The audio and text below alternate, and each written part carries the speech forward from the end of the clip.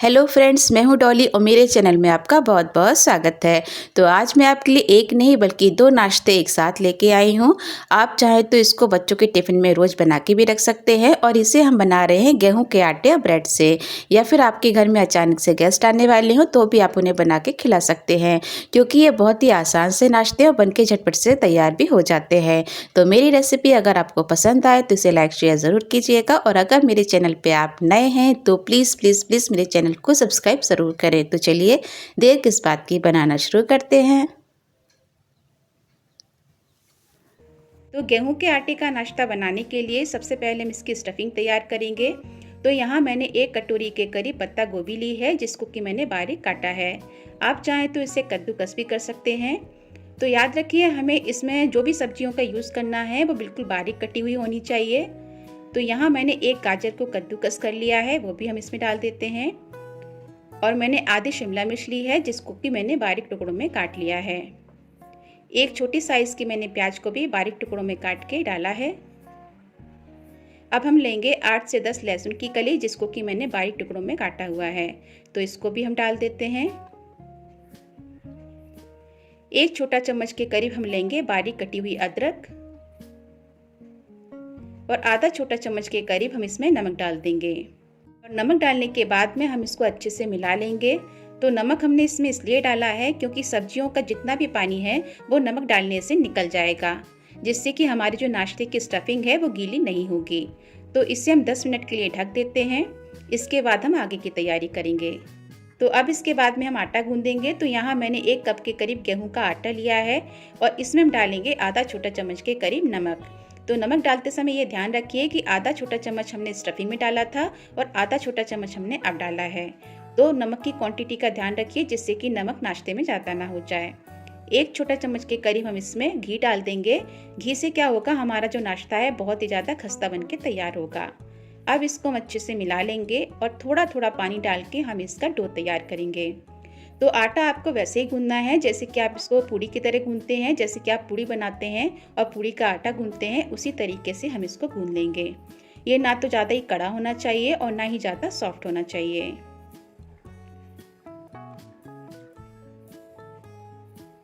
तो आटा हमारा तैयार है। तो चलिए अब इसको हम ढक देते हैं और इसे 10 मिनट के लिए हम ऐसे ही छोड़ देंगे। अब इसके बाद में जो सब्जियों में हमने नमक डाला था, तो उसमें से जो पानी है वो रिलीज़ हो चुका है। तो अब इसको हम अच्छे से दबाते हुए जितना भी इसका सारा पानी है वो निकाल देंगे। तो दोनों हाथों की हथेली के बीच में इसको दबाएंगे और इसका जितना भी पानी है वो हम निकालेंगे।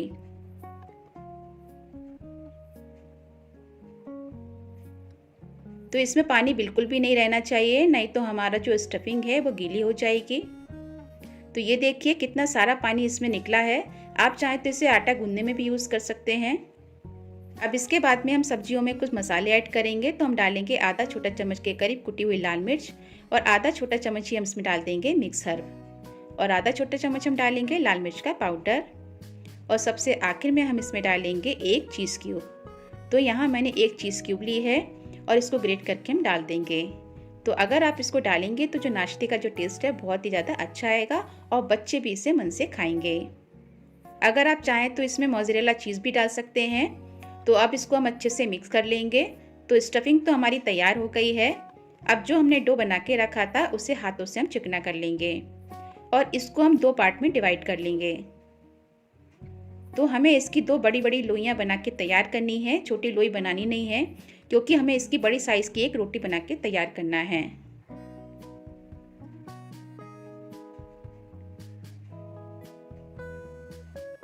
तो अब इसको हम थोड़ा सा सूखा आटा डाल के रोटी की तरह बेल लेंगे। तो ये जो हम रोटी बना रहे हैं ये ना तो ज़्यादा पतली होनी चाहिए और ना ही ज़्यादा मोटी।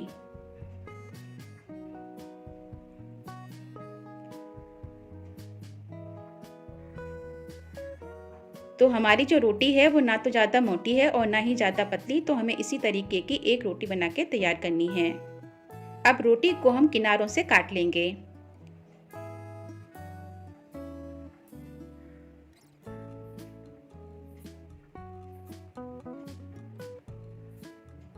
और जो किनारे हैं उनको हम हटा देंगे और इसे हम 4 भाग में डिवाइड करेंगे।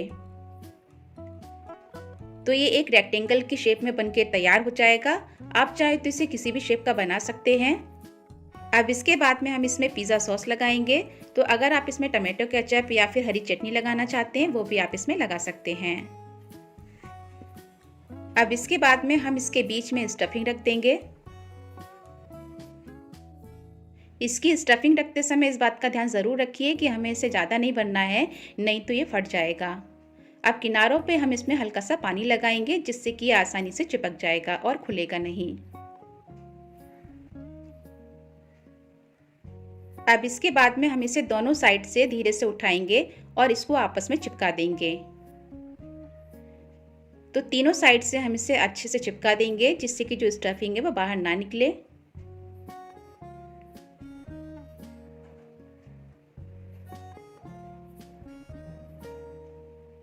तो इस तरीके से आप इसको बना के तैयार कर लीजिए। तो सारे इसी तरीके से हमें बना के तैयार करने हैं। तो मैंने यहाँ पे सारे बना के रख लिए हैं। अब इसके बाद में हम इसको फ्राई करेंगे, लेकिन फ्राई करने से पहले हम इसका एक घोल तैयार करेंगे। तो इसमें हम डालेंगे 3 बड़े चम्मच के करीब कॉर्नफ्लोर। अगर आप कॉर्नफ्लोर का यूज़ नहीं करना चाहते तो मैदा भी ले सकते हैं या फिर आटा का भी यूज़ कर सकते हैं। आधा छोटा चम्मच हम इसमें डालेंगे कुटी हुई लाल मिर्च और 1 चम्मच के करीब हम इसमें डालेंगे सफ़ेद तिल और बारीक कटा हुआ हरा धनिया काट के हम इसमें डाल देंगे और इसका हम पतला एक घोल तैयार करेंगे। तो थोड़ा पानी डाल के आप इसका पतला घोल तैयार कर लीजिए। तो घोल हमारा इतना ही पतला होना चाहिए, ना ही ज़्यादा गाढ़ा और ना ही ज़्यादा पतला, क्योंकि बस हमें उसके ऊपर कोटिंग चाहिए जिससे कि हमारी जो स्टफिंग है वो बाहर नहीं निकले। तो तेल हमारा गर्म हो चुका है और तेल को हमें मीडियम फ्लेम पर ही गर्म करना है, हाई फ्लेम पे नहीं करना। अब एक एक करके हम उसके घोल में डिप करके इसको डालते जाएंगे और इसे हम फ्राई कर लेंगे। जब वो एक तरफ से फ्राई हो जाएगा तब इसको हम पलट देंगे और दूसरी साइड पे हम इसको फ्राई कर लेंगे जब तक कि ये गोल्डन ब्राउन नहीं हो जाता। तो बीच बीच में आप इसे पलटते ज़रूर रहिएगा जिससे कि ये हर तरफ से अच्छे से सिक जाएं और बिल्कुल भी कच्चे ना रहें। तो लीजिए, ये बहुत ही अच्छे तरीके से सिक चुका है और इसका जो कलर है वो भी बहुत ही अच्छा आया है। तो अब इसको हम निकाल लेंगे और इसी तरीके से हम सारे फ्राई कर लेंगे। तो यहाँ मैंने सारे फ्राई कर लिए हैं। तो चलिए अब इसको हम गर्मा गर्म सर्व करते हैं। तो यहाँ मैं टमाटो केचप के साथ में इसे सर्व कर रही हूँ। आप चाहें तो इसे हरी चटनी के साथ में भी सर्व कर सकते हैं। तो एक मैं आपको इसे तोड़ के दिखाती हूँ। ये देखिए कितना ज़्यादा ये क्रिस्पी बनके तैयार हुआ है। तो आप भी इसी तरीके से ये गेहूं के आटे का नाश्ता बना के ज़रूर देखिए। तो चलिए अब इसके बाद में हम झटपट से ब्रेड रोल बना के तैयार कर लेते हैं और इसे हम फ्राई नहीं करने वाले हैं, हम इसे बिना फ्राई किए ही बना के तैयार करेंगे। तो ब्रेड रोल बनाने के लिए सबसे पहले हमें आलू चाहिए। तो मैंने यहाँ 4 मीडियम साइज़ के आलू लिए थे जिनको कि मैंने बॉइल्ड कर लिया था और इसका छिलका हटा दिया है। तो चलिए अब इसके बाद में हम एक बोल लेंगे और उसमें हम आलूओं को मैश करके डालते जाएंगे। तो अगर आप आलू का बनाना नहीं चाहते हैं तो आप इसकी जगह पनीर भी ले सकते हैं। तो पनीर का भी ये बहुत ही ज़्यादा टेस्टी बनके तैयार होता है। तो इसके हम छोटे छोटे टुकड़े कर लेंगे, ज़्यादा बड़े टुकड़े हमें इसे नहीं रखने हैं और ना ही हमें इसे बिल्कुल मैश करना है। तो चलिए अब इसको हम फ्राई करते हैं। तो इसके लिए हम गैस पर एक कढ़ाई रखेंगे और उसमें हम डालेंगे 1 बड़े चम्मच के करीब ऑयल। ऑयल को हम अच्छे से फैला देंगे और इसको हम हल्का सा गर्म होने देंगे।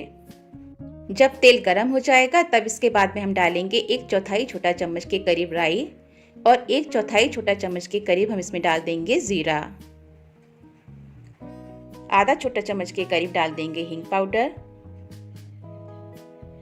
और इसे हम अच्छे से भूनेंगे जब तक कि जो राई है वो चिटकने ना लगे। अब इसके बाद में हम इसमें डालेंगे बारीक कटी हुई प्याज। तो यहाँ मैंने एक छोटी साइज की प्याज ली थी जिसको कि बारीक काट लिया है। तो प्याज को भी हम हल्का सा भून लेंगे, इसे हमें ज़्यादा नहीं भूनना है। आधा छोटा चम्मच के करीब हम इसमें डाल देंगे बारीक कटी हुई अदरक और 2 मैंने हरी मिर्च ली है जिसको कि मैंने बारीक काट के रखा हुआ है, तो इसे भी डाल देते हैं।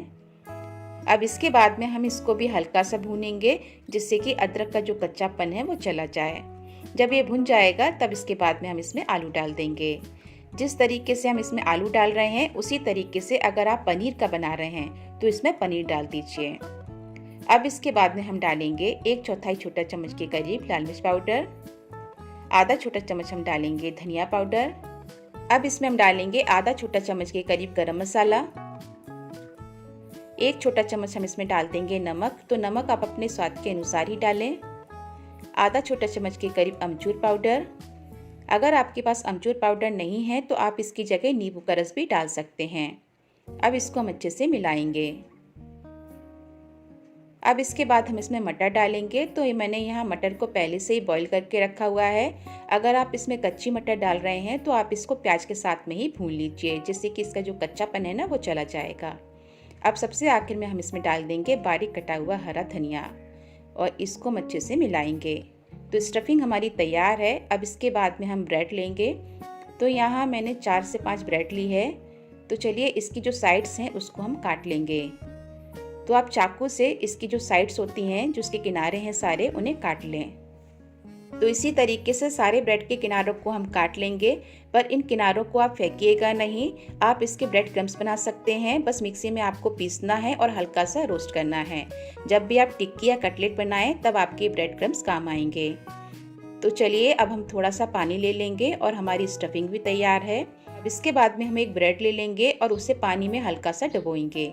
तो पानी में हमें इसे ज़्यादा नहीं डुबोना है, नहीं तो जो ब्रेड है पानी ज़्यादा सूखेगी, जिसके कारण जो रोल हैं हमारे गीले बनेंगे। तो हथेली से दबाते हुए इसका सारा पानी हटा दीजिए और जो हमने स्टफिंग बना के रखी थी वो बीच में रख देंगे इसके, और इसे चारों तरफ से हम बंद करके इसका एक रोल बना लेंगे। तो इस तरीके से आप इसका रोल बना के तैयार कर लीजिए। तो सारे रोल हम बना के तैयार कर लेंगे। तो यहाँ मैंने रोल बना के तैयार कर लिए हैं। तो चलिए अब हम एयर फ्रायर की तरफ चलते हैं। तो अगर आपके पास एयर फ्रायर नहीं है तो आप इसको ओवन में भी बना सकते हैं। तो सबसे पहले हम एयर फ्रायर की जो बास्केट होती है उसको ग्रीस करेंगे। तो हल्का सा तेल लगा के आप इसको ब्रश से ग्रीस कर लीजिए। अब इसके बाद में हम बास्केट को अंदर कर देंगे और इसे हम 3 मिनट के लिए 200 डिग्री पे पहले प्री हीट करेंगे, क्योंकि जब भी आप कुछ भी बनाएं एयर फ्रायर में पहले प्री हीट ज़रूर किया करिए। तो मेरा ये 200 पे पहले से ही सेट है। तो 3 मिनट हो चुके हैं और बास्केट भी हमारी गर्म हो गई है। तो अब जो हमने रोल्स बना के रखे थे वो हम इसमें रख देंगे। तो आप एक बार एयर फ्रायर में इसे बना के ज़रूर देखिए, आपको लगेगा ही नहीं कि आपने इसको फ्राई नहीं किया है। वैसे ही इसमें टेस्ट आता है जैसे कि आप इसको फ्राई करके बनाते हैं। अब उसके बाद में हम इसमें ऊपर से हल्का सा तेल लगा देंगे और बास्केट को अंदर कर देंगे और इसे हम 20 मिनट के लिए सेट करेंगे 200 डिग्री पे। और जब 10 मिनट हो जाएंगे तब उसके बाद में हम इसको बीच में एक बार खोल के देखेंगे और इसको चेक कर लेंगे। तो 10 मिनट हो गए हैं। अब हम इसको खोल के देखते हैं। तो रोल्स हमारे ऊपर से तो अच्छे से गोल्डन ब्राउन हो गए हैं। तो इसको हम पलट देते हैं ताकि ये दूसरी साइड से भी गोल्डन ब्राउन हो जाएं। तो सारे जो रोल्स हैं आप उसको पलट दीजिए और पलटने के बाद में इसकी दूसरी तरफ भी आप इसमें हल्का सा तेल लगा दें, जिससे ये होगा कि ये जो है वो ड्राई नहीं लगेंगे। आपको लगेगा ही नहीं कि आपने इसको फ्राई नहीं किया है। तो फिर से हम बास्केट को अंदर कर देंगे और इसे हम 20 मिनट के लिए कुक होने देंगे। तो 20 मिनट हो गए हैं और हमारे जो रोल्स हैं वो भी अच्छे से ब्राउन हो चुके हैं। ये देखिए इसका जो कलर है वो कितना अच्छा आया है। तो चलिए अब इसको हम निकाल के एक प्लेट में सर्व करेंगे। तो आप भी इसे एक बार एयर फ्रायर में बना के ज़रूर देखिए। अगर आपके पास एयर फ्रायर नहीं है तो आप इसको ओवन में भी बना सकते हैं। तो जो लोग ज़्यादा ऑयल खाना पसंद नहीं करते हैं उनके लिए तो ये बहुत ही अच्छा है, क्योंकि आपको ये लगेगा ही नहीं कि आपने इसको डीप फ्राई नहीं किया है और इसका जो टेस्ट है बिल्कुल वैसा ही आता है। तो एक मैं आपको काट के दिखाती हूँ। ये देखिए बहुत ही ज़्यादा ही क्रिस्पी बन के तैयार होता है। तो आप भी एक बार ज़रूर ट्राई करें और मेरी रेसिपी ये पसंद आए तो इसे लाइक शेयर ज़रूर कीजिए और मेरे चैनल को सब्सक्राइब करना ना भूलें। तो फिर से मिलूंगी एक नई रेसिपी के साथ में। तब तक के लिए bye bye and take care.